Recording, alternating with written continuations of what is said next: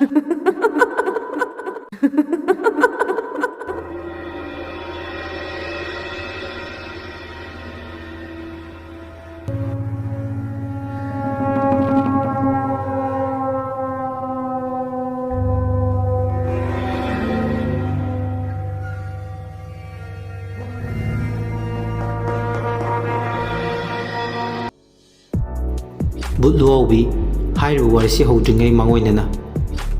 channel asi mayamna support tawiduna 45k haibadi lising nimfumunga subscriber yogo ngamjare basigi damak mayambu tawbimal khangbu chari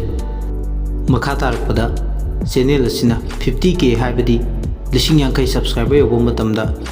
mayamgi damak giveaway ma sungsoi soidana pangthok sargani mayam support tawbiu nungsibiu channel asibu subscribe to dribasingna channel sibu support to boyna 50k yonabagi damak subscribe to shanbiu aduga giveaway gi mapu oibiu wari sigi ahum subatangka khudol tamjari lembi sanana haima aidi ikaw kawe hana degawna sum talab sabagi hebit laikhibse numidang thinglaglaga hele talab saningba aduna hujik phau masigi haina bise masi faw ba thadok pangamdre lili ne khumi yare se control to yamna imu oirakanu ko meeting howdore base ka thenakre yam langnarusi hek langubda mu madam angobina ibani don silaga mu urau tharauba soidan hawrakani hojikti butlebakta butchingi meeting howdore program dugi host oiribi butlebaki laik haibi MA certificate pairbi lesnana lauthore nasigi aifaraba misik mira kholta draba pung barogi pungpham chapchana pangthokliba meeting sida saruk yani lengbirakliba dais de election biriba ikai khumnabada matik charaba ming oina panjarabada president gi phompham langda election biribi madam angobi vice president da madam mukthrubina guest of honor aduga samora mana thorum sigi special guest amadi meeting sibu mapung phana saruk yani lakliba butlebaki but ichinau singbu lesnana taram noksari ngasigi meeting sida ahan bada wa ngangnaba madam mukthubi bu stage mathakta wafam khara thambinaba kaukhatchari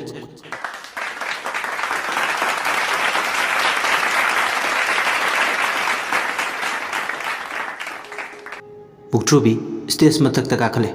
aduga wa ngang baure nungsiraba butlebaki iroicha sing ngasi pangtok sagadriba meeting se maru oina wafam mani khanagadabani ahan bada miyoi bana chakholakpada butchingbu mine kinaraktaba butchingi status hantharakpa but marakta ahingba sibu kihan khangamda haitabagi talent walakpa ani subada butchingi lifestyle khananaba meeting se pangjabani film da cinema da butche phagi ta halakpana butchingbu miyoi bana thausa wasaraktabani hojikti but haiba butchigi wantho nomu nomugi tamna tamna mangthare aduna mayamna laina lawigano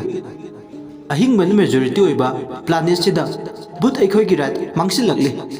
asigumlaba butsingi sotharaba phibam se phagatnaba November 10 dagi Senapati district dagi but ki haisinglaba panel ama mafam sida laglaga but singi oiba workshop ama panggadori masida but icharoi singna yaushin biduna mating pangbiu but ki kunai si kannaba wafam siarga ai matang asida tension charage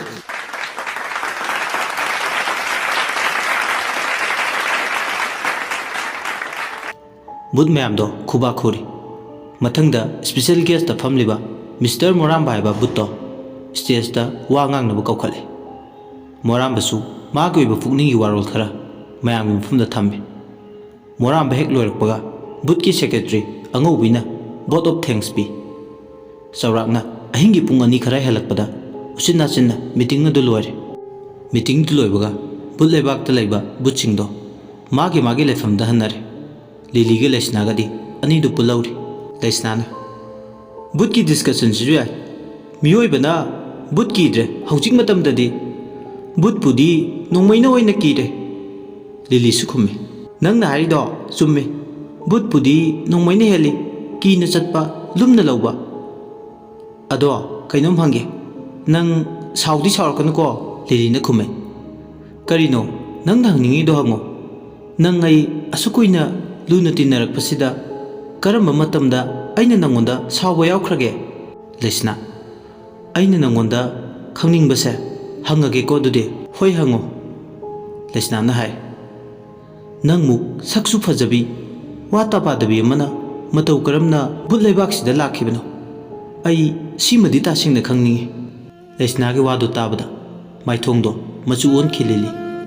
ꯑꯗꯨꯅ ꯌꯥꯝ ꯋꯥꯈꯜ ꯅꯨꯡꯉꯥꯏꯇꯅ ꯂꯤꯂꯤꯅ ꯂꯩꯁꯅꯥ ꯑꯩꯅ ꯕꯨꯠ ꯂꯩꯕꯥꯛꯇ ꯂꯥꯛꯈꯤꯕꯁꯤꯒꯤ ꯃꯔꯝ ꯑꯩ ꯅꯪꯉꯣꯟꯗ ꯍꯥꯏꯔꯒꯦ ꯑꯩꯒꯤ ꯊꯋꯥꯏꯅ ꯂꯥꯏꯔꯦꯝꯂꯦꯟꯕ ꯇꯤꯟꯕ ꯉꯝꯗꯗꯨꯅ ꯀꯣꯏꯄꯥꯏ ꯄꯥꯏꯗꯨꯅ ꯂꯩꯈꯤ ꯑꯩ ꯏꯁꯥ ꯏꯊꯟꯇ ꯊꯧꯔꯤ ꯌꯥꯜꯂꯒ ꯁꯨꯁꯥꯏꯠ ꯇꯧꯗꯨꯅ ꯁꯤꯈꯤ ꯃꯁꯤꯅ ꯃꯔꯝ ꯑꯣꯏꯔꯒ ꯑꯩꯒꯤ ꯊꯋꯥꯏꯗꯤ ꯂꯥꯏꯔꯦꯝꯂꯦꯟꯗ ꯆꯟꯅꯐꯝ ꯂꯩꯇꯦ ꯑꯗꯨꯅꯅꯤ ꯃꯐꯝꯁꯤꯗ ꯑꯩꯅ ꯂꯥꯛꯈꯤꯕ ꯕꯨꯠ ꯂꯩꯕꯥꯛꯁꯤꯗ ꯆꯪꯖꯐꯝ ꯂꯧꯈꯤꯕꯁꯦ ꯂꯤꯂꯤꯒꯤ ꯋꯥꯗꯨ ꯇꯥꯕꯗ ꯅꯨꯡꯉꯥꯏꯇꯕ ꯄꯣꯛꯑꯦ ꯂꯩꯁꯅꯥꯁꯨ ꯑꯗꯨꯒ ꯃꯈꯥ ꯇꯥꯔꯛꯑꯦ ꯀꯔꯤꯒꯤ ꯅꯪꯗꯤ ꯅꯊꯟꯗ ꯁꯨꯁꯥꯏꯠ ꯇꯧꯗꯨꯅ ꯁꯤꯔꯤꯕ ꯑꯩꯒꯤ ꯑꯄꯪꯕ ꯋꯥꯈꯜ ꯊꯦꯟꯕ ꯃꯇꯧꯅ ꯄꯨꯛꯅꯤꯡꯅ ꯂꯧꯈꯤꯕ ꯃꯑꯣꯡ ꯃꯔꯤꯜ ꯇꯥꯗ꯭ꯔꯕ ꯐꯤꯔꯦꯞ ꯑꯃꯅ ꯏꯁꯥ ꯏꯊꯟꯇ ꯁꯤꯖꯈꯤꯕꯅꯤ ꯑꯁꯤ ꯍꯥꯏꯔꯒ ꯍꯤꯡꯅ ꯍꯤꯡꯅ ꯀꯞꯂꯦ ꯑꯩ ꯍꯧꯖꯤꯛꯇꯗ ꯅꯤꯡꯉꯝꯂꯛꯇ꯭ꯔꯦ ꯀꯔꯤꯒꯨꯝꯕ ꯃꯇꯝꯁꯤꯅ ꯃꯅꯤꯡ ꯍꯟꯒꯠꯇꯨꯅ ꯆꯠꯄ ꯌꯥꯔꯝꯂꯕ I.G. ꯋꯦꯜꯁꯀꯤ ꯇꯥꯏꯝ ꯃꯦꯆꯤꯟꯒꯨꯝꯕ ꯑꯃ ꯂꯩꯔꯝꯂꯕꯗꯤ ꯏꯁꯥꯒꯤ ꯑꯁꯣꯏꯕ ꯑꯔꯥꯟꯕꯁꯤꯡꯗꯣ ꯍꯧꯖꯤꯛꯃꯛ ꯑꯩ ꯆꯠꯇꯨꯅ ꯂꯣꯏꯅ ꯁꯤꯟꯗꯣꯛꯂꯨꯔꯅꯤ ꯑꯩ ꯏꯁꯥꯅ ꯏꯁꯥꯁꯦ ꯄꯦꯟꯖꯗ꯭ꯔꯦ ꯂꯩꯁꯅꯥ ꯏꯃꯥꯒ ꯄꯥꯕꯨꯡꯒꯅ ꯑꯩꯕꯨ ꯉꯥꯎꯁꯤꯟꯅꯩ ꯏꯔꯥꯡ ꯇꯧꯏ ꯂꯥꯏꯔꯤꯛ ꯂꯥꯏꯁꯨꯗ ꯄꯨꯛꯅꯤꯡ ꯆꯪꯗꯦ ꯍꯥꯏꯗꯨꯅ ꯈꯔ ꯉꯥꯡꯕ ꯆꯩꯕ ꯊꯥꯡꯕ ꯇꯧꯈꯤꯕꯗꯨꯗ ꯃꯈꯣꯏꯕꯨ ꯑꯩꯅ ꯌꯦꯛꯅꯕ ꯑꯣꯏꯅ ꯈꯟꯈꯤ ꯃꯇꯝꯗꯣ ꯐꯥꯊꯕ ꯉꯝꯍꯧꯗ꯭ꯔꯕ ꯑꯩꯒꯤ ꯋꯥꯈꯜꯅ ꯑꯔꯥꯟꯕ ꯈꯣꯡꯊꯥꯡ ꯑꯃꯗ ꯊꯥꯡꯗꯨꯅ ꯁꯦꯔꯥꯟꯅꯕ ꯂꯝꯕꯤꯗ ꯆꯠꯇꯨꯅ ꯏꯁꯥ ꯏꯗꯣꯝ ꯑꯁꯤꯕꯒꯤ ꯐꯤꯔꯦꯞꯄꯨ ꯍꯔꯥꯎ ꯍꯔꯥꯎ ꯂꯧꯈꯤꯕꯅꯤ ꯁꯤꯔꯕ ꯃꯇꯝꯁꯤꯗꯅ ꯊꯋꯥꯏ ꯑꯣꯏꯗꯨꯅ ꯀꯣꯏꯄꯥꯏ ꯄꯥꯏꯗꯨꯅ ꯂꯩꯔꯕ ꯃꯇꯝꯁꯤꯗ ꯍꯧꯖꯤꯛꯇꯗ ꯅꯤꯡꯉꯝꯂꯛꯇ꯭ꯔꯦ ꯑꯍꯤꯡꯕꯕꯨ ꯑꯩꯅ ꯀꯜꯂꯛꯆꯩ ꯂꯩꯁꯅꯥ ꯁꯨꯁꯥꯏꯠ ꯇꯧꯗꯨꯅ ꯁꯤꯕꯅ ꯃꯥꯡꯖꯕꯁꯦ ꯑꯁꯨꯛꯀꯤ ꯃꯇꯤꯛ ꯃꯥꯡꯖꯩ ꯍꯥꯏꯕꯁꯦ ꯑꯩꯅ ꯂꯤꯚꯤꯡ ꯑꯦꯛꯖꯥꯝꯄꯜꯅꯤ ꯃꯁꯤꯒꯤ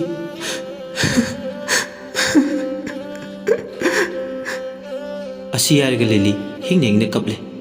ꯏꯟꯈꯠꯂꯛꯄ ꯃꯇꯝꯒꯤ ꯊꯤꯉꯥꯎ ꯂꯩꯉꯥꯎ ꯃꯇꯝꯗ ꯈꯔ ꯈꯠꯆ ꯈꯔ ꯂꯥꯡꯖ ꯍꯥꯏꯅ ꯍꯨꯝꯅ ꯂꯦꯜꯂꯨꯕꯗ ꯃꯄꯥ ꯃꯃꯥꯅ ꯈꯔ ꯆꯩ ꯊꯥꯡꯗꯨꯅ ꯋꯥꯔꯛꯂꯨꯕꯒꯤꯗꯃꯛ ꯃꯗꯨꯝ ꯁꯤꯈꯤꯕꯁꯦ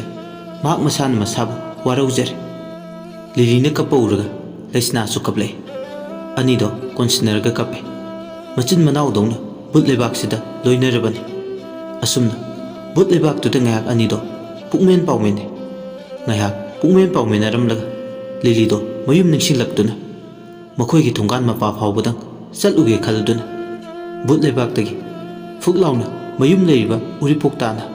ꯃꯌꯨꯝꯗ ꯐꯥꯎꯗꯣꯔꯛꯑꯦ ꯕꯨꯠ ꯑꯣꯏꯔꯕꯅꯤꯅ ꯕꯨꯠꯀꯤ ꯍꯧꯅꯕꯤ ꯃꯉꯣꯟꯗ ꯁꯨꯄꯔ ꯅꯦꯆꯔꯦꯜ ꯑꯣꯏꯕ ꯄꯋꯥꯔ ꯈꯔꯗꯤ ꯃꯁꯥꯗ ꯌꯥꯎꯔꯤ ꯃꯍꯥꯛ ꯕꯨꯠꯅꯤ ꯍꯥꯏꯕꯒꯤ ꯆꯞ ꯆꯥꯕ ꯀ꯭ꯋꯥꯂꯤꯇꯤꯁ ꯌꯥꯎꯔꯤ ꯃꯈꯣꯏꯒꯤ ꯊꯣꯡꯒꯥꯟ ꯃꯄꯥꯗꯣ ꯍꯦꯛ ꯐꯥꯎꯗꯣꯔꯛꯄꯒ ꯃꯈꯣꯏꯒꯤ ꯒꯦꯠꯇꯣ ꯍꯦꯛ ꯎꯕꯒ ꯃꯃꯤꯠꯇꯒꯤ ꯄꯤ ꯇꯥꯈꯤꯕ ꯈꯪꯍꯧꯗꯦ ꯃꯆꯤꯟꯗ ꯇꯞꯅ ꯁꯣꯜꯂꯦ ꯕꯨꯠꯁꯨ ꯀꯞꯄ ꯍꯩ ꯁꯥꯊꯤꯅ ꯍꯩ ꯑꯁꯤ ꯍꯥꯏꯔꯒ ꯃꯄꯤꯗꯣ ꯇꯩꯊꯣꯛꯀꯦ ꯇꯧꯏ ꯑꯗꯨꯕꯨ ꯇꯩꯊꯣꯛꯀꯦ ꯍꯣꯠꯅꯔꯤꯉꯩ ꯃꯤꯠꯂꯨꯗꯒꯤ ꯆꯤꯟꯊꯔꯛꯄ ꯄꯤꯗꯣ ꯀꯪꯈꯤꯕꯅ ꯍꯦꯛꯇ ꯍꯥꯜꯂꯦ ꯊꯣꯡꯒꯥꯟꯗꯣ ꯎꯔꯒ ꯃꯥꯅ ꯑꯉꯥꯡ ꯑꯣꯏꯔꯤꯉꯩ ꯁꯖꯤꯕꯨ ꯆꯩꯔꯥꯎꯕ ꯅꯨꯃꯤꯠꯇ ꯃꯄꯥꯒ ꯂꯣꯏꯅꯅ ꯆꯥꯛ ꯊꯥꯕ ꯊꯣꯛꯂꯛꯄꯗꯣ ꯃꯃꯤꯠꯇ ꯁꯪꯁꯪ ꯎꯔꯦ ꯍꯧꯈꯤꯕ ꯄꯨꯝꯕ ꯃꯤꯠꯃꯥꯡꯗ ꯑꯁꯦꯡꯕ ꯊꯧꯗꯣꯛꯀꯨꯝ ꯍꯦꯛꯇ ꯊꯣꯛꯂꯔꯦ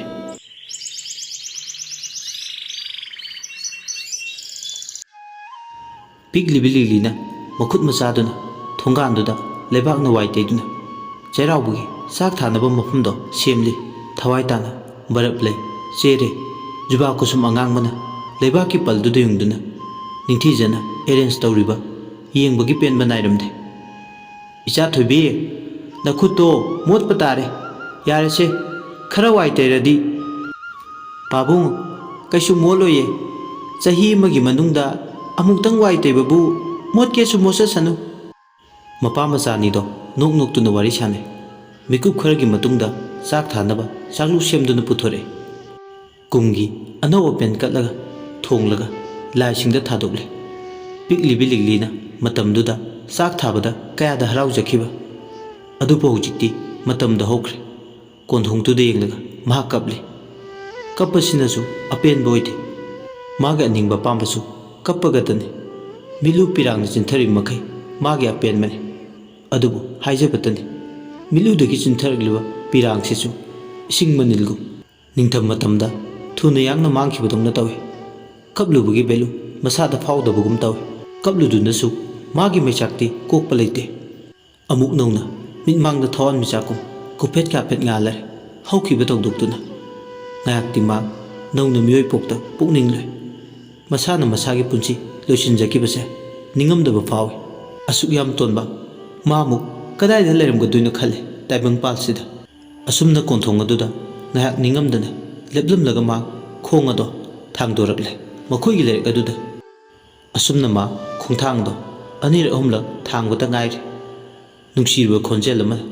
ꯁꯨꯃꯥꯡꯗ ꯏꯁꯩ ꯑꯣꯏ ꯁꯩꯔꯦꯡ ꯑꯣꯏ ꯊꯤꯗꯨꯅ ꯂꯩꯕ ꯃꯥꯟꯕ ꯒꯦꯠ 3 ꯁꯨꯕ ꯃꯄꯥ ꯂꯥꯛꯂꯛꯄꯗ ꯃꯍꯥꯛ ꯇꯥꯔꯦ ꯁꯤꯊꯔꯛꯄ ꯃꯦꯔꯥꯒꯤ ꯊꯥꯕꯜꯗꯨꯗ ꯌꯦꯡꯂꯒ ꯅꯨꯄꯤꯗꯨꯅ ꯑꯩꯒꯤ ꯏꯆꯦꯜꯗꯤ ꯏꯔꯩꯇꯅ ꯄꯤꯛ ꯊꯜꯂꯤ ꯃꯗꯨꯗ ꯑꯩꯅ ꯑꯃꯨꯛ ꯀꯥꯎꯁꯤꯡ ꯑꯣꯏꯖꯅ ꯄꯨꯗꯨꯅ ꯆꯠꯂꯦ ꯏꯔꯩ ꯑꯗꯨꯗ ꯑꯩꯗꯤ ꯏꯆꯦꯜꯗꯨꯒꯤ ꯏꯔꯩꯗꯨꯁꯨꯅꯤ ꯀꯥꯎꯁꯤꯡꯗꯨꯁꯨꯅꯤ ꯑꯗꯨꯒ ꯑꯃꯨꯛ ꯃꯊꯟꯇ ꯅꯣꯛꯑꯦ ꯂꯤꯂꯤ ꯑꯍꯤꯡꯁꯤꯗ ꯀꯣꯛ ꯋꯥꯡꯂꯤꯕꯁꯤ ꯀꯅꯥꯅꯣ ꯈꯪꯅꯤꯡꯃꯟꯈ꯭ꯔꯗꯨꯅ ꯃꯥꯗꯤ ꯕꯨꯠꯅꯤꯅ ꯐꯛꯂꯥꯡꯗꯨꯗ ꯐꯨꯛ ꯂꯥꯎꯅ ꯃꯁꯥꯗ ꯄꯥꯋꯔ ꯂꯩꯕꯅꯤꯅ ꯁꯠ ꯂꯥꯎꯅ ꯐꯥꯎꯖꯤꯜꯂꯦ ꯑꯗꯨꯝꯅ ꯋꯥꯜꯗꯨ ꯐꯥꯎꯔꯒ ꯆꯪꯉꯛꯄꯗꯨꯗ ꯁꯨꯃꯥꯡꯗ ꯊꯥꯜꯂꯤꯕ ꯃꯩꯗꯨꯗ ꯎꯔꯦ ꯃꯁꯛ ꯌꯥꯝꯅ ꯊꯤꯕ ꯃꯥꯟꯕ ꯍꯦꯛ ꯌꯦꯡꯕꯗ ꯏꯔꯣꯏ ꯂꯨꯋꯥꯎꯕꯤ ꯃꯥꯟꯕꯤ ꯅꯨꯄꯤ ꯑꯃ ꯁꯨꯃꯥꯡꯗꯧꯕ ꯒꯨꯂꯥꯞ ꯂꯩꯈꯣꯡꯗꯨꯗ ꯀꯣꯛ ꯋꯥꯡꯗꯨꯅ ꯂꯩꯔꯝꯕꯗꯨ ꯎꯔꯦ ꯃꯗꯨ ꯎꯕꯗ ꯏꯉꯛꯉꯛꯏ ꯈꯪꯄ꯭ꯔꯦꯛ ꯈꯪꯉꯤ ꯃꯍꯥꯛ ꯃꯁꯥ ꯕꯨꯠ ꯑꯣꯏꯖꯔꯁꯨ ꯀꯣꯛ ꯊꯤꯅ ꯋꯥꯡꯕꯤ ꯀꯕꯤ ꯑꯣꯏꯒꯗꯕꯤ ꯑꯃꯅ ꯑꯃꯝꯕ ꯑꯍꯤꯡꯁꯤꯗ ꯂꯩꯈꯣꯡꯁꯤꯗ ꯀꯜꯄꯅꯥ ꯇꯧꯗꯨꯅ ꯂꯩꯕꯁꯤ ꯎꯔꯒ ꯃꯥ ꯅꯠꯇꯕ ꯕꯨꯠ ꯑꯣꯏꯔꯕꯣꯏ ꯈꯜꯂꯤ ꯃꯊꯟꯇ ꯈꯟꯖꯩ ꯀꯩꯅꯦꯒꯤ ꯁꯤꯗꯤ ꯑꯁꯤ ꯍꯥꯏꯔꯒ ꯂꯤꯛꯂꯥꯒꯤ ꯃꯃꯥꯡꯗꯅꯤ ꯂꯦꯞꯂꯤꯕꯗꯣ ꯉꯁꯥꯏꯗꯒꯤ ꯂꯩꯈꯣꯡꯗ ꯀꯣꯛ ꯋꯥꯡꯗꯨꯅ ꯂꯩꯔꯤꯕꯗꯣ ꯑꯇꯩ ꯀꯅꯥꯁꯨ ꯅꯠꯇꯦ ꯂꯤꯛꯂꯥꯅꯤ ꯈꯪꯄ꯭ꯔꯦꯛ ꯈꯪꯉꯤ ꯍꯥꯏꯖꯤꯟꯅꯕ ꯅꯠꯇꯦ ꯃꯍꯥꯛ ꯆꯥꯟꯅꯅ ꯑꯉꯛꯄ ꯐꯥꯎꯏ ꯊꯋꯥꯏꯁꯤꯅꯗꯤ ꯃꯥꯕꯨ ꯎꯏ ꯑꯗꯨꯕꯨ ꯂꯤꯛꯂꯥꯅꯗꯤ ꯃꯥꯕꯨ ꯎꯕ ꯅꯠꯇꯦ ꯂꯤꯛꯂꯥꯒꯤ ꯃꯇꯧꯗꯣ ꯃꯍꯥꯛ ꯉꯥꯏꯍꯥꯛꯇꯤ ꯇꯨꯃꯤꯟ ꯌꯦꯡꯗꯨꯅ ꯂꯩ ꯂꯤꯛꯂꯥꯅ ꯇꯧꯊꯣꯔꯛꯄꯁꯤꯡꯗꯣ ꯌꯦꯡꯗꯨꯅ ꯂꯩꯔꯤ ꯉꯥꯏꯍꯥꯛꯇꯤ ꯇꯨꯃꯤꯟ ꯂꯤꯂꯤꯁꯨ ꯀꯔꯤꯒꯤꯅꯣ ꯃꯥꯅ ꯑꯍꯤꯡꯁꯤꯗ ꯇꯝꯅ ꯂꯥꯏ ꯁꯥꯔꯤꯁꯤꯕꯣ ꯃꯍꯥꯛꯅ ꯇꯧꯔꯤꯕ ꯃꯇꯧꯁꯤꯕꯨ ꯃꯈꯣꯏꯒꯤ ꯏꯃꯨꯡ ꯃꯅꯨꯡꯒꯤ ꯃꯤꯑꯣꯏꯁꯤꯡ ꯑꯃꯠꯇ ꯈꯪꯗꯕ ꯖꯥꯠꯂꯥ ꯃꯥꯒꯤꯁꯤꯕꯨ ꯇꯁꯦꯡꯅ ꯇꯧꯁꯤꯟꯅꯔꯤꯔꯥ ꯅꯠꯇ꯭ꯔꯒꯅ ꯉꯥꯎꯁꯤꯟꯅꯔꯤꯔꯥ ꯆꯥꯟꯅꯅ ꯐꯩ ꯍꯌꯦꯡꯒꯤ ꯅꯨꯃꯤꯠꯇ ꯈꯔ ꯉꯟꯇꯥ ꯍꯦꯛ ꯂꯥꯛꯂꯒ ꯀꯟꯐꯥꯔꯝ ꯇꯥꯔꯒꯦ ꯃꯥꯒꯤꯁꯤ ꯃꯑꯣꯡ ꯑꯃꯅꯤ ꯑꯁꯨꯝꯅ ꯃꯥ ꯉꯥꯏꯍꯥꯛ ꯋꯥꯈꯜ ꯈꯜꯂꯝꯂꯒ ꯃꯐꯝꯗꯨꯗꯒꯤ ꯐꯨꯛ ꯂꯥꯎꯅ ꯃꯥꯡꯈ꯭ꯔꯒ ꯃꯥꯒꯤ ꯕꯨꯠ ꯂꯩꯕꯥꯛꯇꯨꯗ ꯍꯜꯂꯛꯂꯦ ꯇꯥꯏꯕꯪꯄꯥꯜꯒ ꯕꯨꯠ ꯂꯩꯕꯥꯛꯀ ꯑꯅꯤꯒꯤ ꯃꯔꯛꯇ ꯌꯥꯝ ꯆꯥꯎꯅ ꯈꯦꯠꯅꯕ ꯑꯃꯗꯤ ꯂꯩ ꯕꯨꯠ ꯂꯩꯕꯥꯛꯇꯅ ꯑꯍꯤꯡꯒꯤ ꯃꯇꯝꯗ ꯀꯣꯏꯕ ꯂꯥꯡꯕ ꯆꯠꯄ ꯂꯣꯏꯅ ꯌꯥꯏ ꯑꯗꯨꯒ ꯑꯌꯨꯛ ꯅꯨꯡꯊꯤꯜꯒꯤ ꯃꯇꯝꯗꯅ ꯃꯈꯣꯏꯒꯤ ꯆꯥꯛꯇꯥꯐꯝ ꯂꯩꯐꯝꯗꯒꯤ ꯃꯄꯥꯜꯗ ꯍꯦꯟꯗꯣꯛꯅꯗꯦ ꯑꯗꯨꯅꯅꯤ ꯂꯤꯂꯤꯅ ꯃꯅꯤꯡ ꯃꯈꯥ ꯇꯝꯂꯤꯕꯗꯣ ꯂꯤꯂꯤ ꯕꯨꯠ ꯂꯩꯕꯥꯛꯇꯨꯗ ꯌꯧꯕꯇ ꯉꯥꯏꯔꯤ ꯉꯁꯤꯗꯤ ꯃꯥꯒꯤ ꯂꯩꯐꯝꯗꯨꯗ ꯈꯔ ꯉꯟꯇꯥ ꯍꯟꯖꯤꯟꯒꯦ ꯇꯧꯕꯒ ꯀꯗꯥꯏꯗꯒꯤ ꯉꯥꯎꯁꯤꯟꯅꯕ ꯕꯨꯠ ꯄꯥꯈꯪꯅꯣ ꯈꯪꯗꯦ ꯃꯥꯒꯤ ꯇꯨꯡꯗ ꯍꯨꯏꯁꯦꯜ ꯈꯣꯡꯂꯒ ꯂꯥꯛꯅꯔꯦ ꯀꯅꯥꯅꯣ ꯃꯉꯣꯟꯗ ꯂꯥꯛꯅꯔꯤꯁꯦ ꯍꯥꯏꯗꯨꯅ ꯂꯤꯂꯤꯗꯣ ꯃꯃꯥꯏ ꯂꯩꯊꯣꯔꯛꯑꯦ ꯁꯤꯃꯤꯇ꯭ꯔꯤꯗꯨꯗ ꯕꯨꯠ ꯄꯥꯈꯪ ꯁꯦꯛꯍꯟꯕ ꯅꯥꯞ ꯅꯥꯞ ꯂꯥꯎꯕ ꯑꯃ ꯃꯈꯨꯠꯇ ꯔꯣꯁ ꯑꯉꯥꯡꯕ ꯑꯃ ꯄꯥꯏ ꯂꯦꯞꯂꯒ ꯂꯩꯕꯗꯨ ꯎꯔꯦ ꯕꯨꯠ ꯄꯥꯈꯪꯗꯨꯅ ꯃꯤꯆꯤ ꯊꯣꯛ ꯂꯥꯎꯅ ꯈꯠꯆꯤꯜꯂꯛꯄꯒꯁꯦ ꯈꯪꯄ꯭ꯔꯦꯛ ꯈꯪꯉꯤ ꯂꯤꯂꯤꯗꯣ ꯀꯩꯅꯣ ꯃꯁꯤꯅ ꯀꯗꯥꯏꯗꯒꯤ ꯀꯥꯔꯟꯅꯣ ꯐꯨꯔꯛꯂꯤꯁꯤꯅ ꯃꯤꯆꯤ ꯍꯣ ꯃꯤꯅꯧ ꯍꯣ ꯕꯨꯠ ꯄꯥꯈꯪꯗꯨꯅ ꯔꯣꯁꯇꯨ ꯄꯥꯏꯔꯒ ꯃꯥꯒꯤ ꯃꯅꯥꯛ ꯇꯝꯅ ꯆꯪꯂꯛꯑꯦ ꯕꯨꯠ ꯂꯩꯁꯥꯕꯤ ꯂꯤꯂꯤꯗ ꯌꯦꯡꯂꯒ ꯍꯥꯏꯔꯦ ꯍꯥꯏ ꯂꯤꯂꯤꯁꯨ ꯈꯨꯝꯃꯤ ꯏꯆꯝ ꯆꯝꯅ ꯃꯤꯅ ꯍꯥꯏꯔꯛꯂꯕꯅꯤꯅ ꯍꯥꯏ ꯑꯅꯤꯗꯣ ꯑꯋꯥꯏꯈꯨꯝ ꯇꯧꯅꯔꯦ ꯃꯤꯡ ꯀꯩ ꯀꯧꯒꯦ ꯁꯨꯝ ꯈꯪꯅꯁꯤ ꯌꯥꯕ꯭ꯔꯣ ꯍꯥꯏꯗꯤ ꯏꯆꯝ ꯆꯝꯅ ꯑꯩꯒꯤ ꯃꯤꯡ ꯂꯤꯂꯤ ꯀꯧꯋꯦ ꯌꯥꯏ ꯈꯪꯅꯁꯦ ꯃꯤꯡꯒ ꯁꯛꯀ ꯌꯥꯝ ꯆꯨꯅꯩ ꯑꯗꯣ ꯑꯗꯣꯝꯒꯤ ꯃꯤꯡꯗꯤ ꯑꯩꯒꯤ ꯃꯤꯡꯗꯤ ꯔꯥꯖꯦꯁ ꯀꯧꯋꯦ ꯌꯥꯝ ꯐꯖꯩ ꯃꯤꯡ ꯑꯗꯣ ꯕꯨꯠ ꯂꯩꯕꯥꯛꯀꯤ ꯀꯔꯝꯕ ꯀꯣꯂꯣꯅꯤꯗ ꯂꯩꯒꯦ ꯑꯩꯔꯣ ꯂꯩꯁꯥꯕꯤ ꯀꯣꯂꯣꯅꯤ 2/45 ता लई हाउस नंबर 45 लास्ट की सेकेंड रो दा अदो अदोंगिदी अइगिना पाखंग कॉलोनी 8/55 की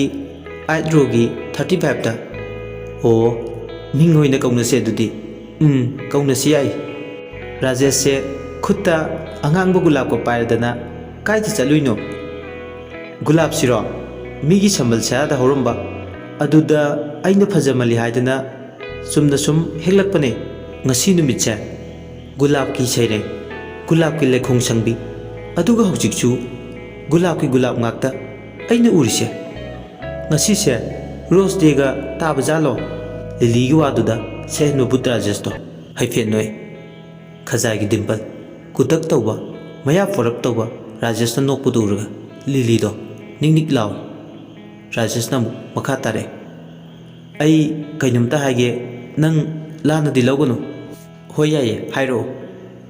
Halloween party se hantak chahi ifani punna chamina se o Halloween aidi ikaw kawe hoyaye chamina se ado aina yam ngakpa madile kari no ngai sina nahan gai asukuina bullebak sida leibase nangse nongta su ukhidre adunani aina ngakpa ma isada faurise Rajesh ki waduda Lily kari haigadabano haifam ama masado khangjade tanjadu la lesnado fuklauna faujile is nangdi sida kaidoriba aina ngasai dagi koiti tirui Lily ingangai lesna faujilakpaduda lesna su hek yengthukluba mapa chanar sahen mabut Rajesh tu urur